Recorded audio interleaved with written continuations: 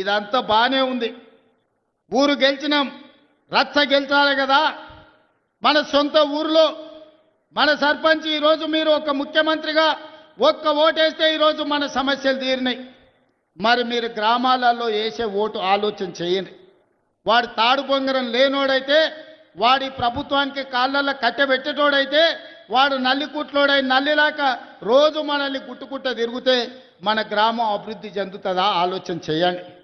మన గ్రామం అభివృద్ధి చెందాలంటే మిత్రుడు శ్రీహరి దగ్గరికి వెళ్ళి అన్నా నా ఊరికి రోడ్డు కావాలని అడిగేటోడు కావాలి, మా ఊరికి తాగనీకే నీళ్లు కావాలి, మా ఊరికి గుడి కావాలి, మా ఊరికి బడి కావాలి, మా ఊరికి కరెంటు కావాలని మంత్రి దగ్గరికి ఎమ్మెల్యే దగ్గరికి పోయి అడిగేటోడు కావాలి.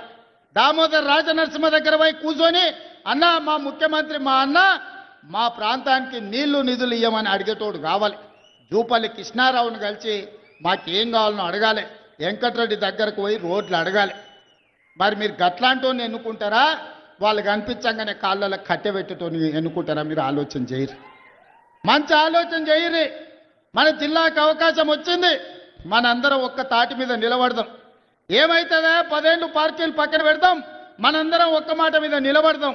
10 ఏళ్ళు 75 ఏళ్ళ నుంచి ఎవరో అనుకో ఓట్లేసినామా, 10 ఏళ్ళు మనం కలిసి ఉందాం.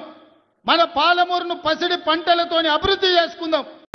మీరందరూ ఏ విధంగా అయితే అండగా ఉండి ఆశీర్వదించినరో 2 సంవత్సరాల క్రితం మీరు ఆశీర్వదించి ఓటేస్తే ఆ ఓటే ఆయుధంగా మారి ప్రజా పాలనను అందించి ఈరోజు ప్రజలకు మంచి పరిపాలనను అందించడం.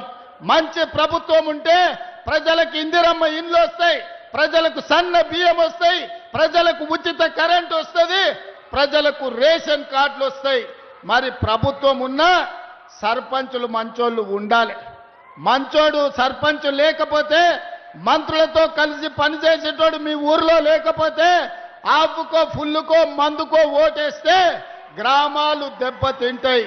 అందుకే ఇక్కడికొచ్చిన మిత్రులకు రాజకీయ కక్షలు మానండి, 10 సంవత్సరాలు అండగా నిలబడండి. తెలంగాణ రాష్ట్రాన్ని దేశంలోనే నెంబర్ 1 స్థానంలో నిలబెడదాం.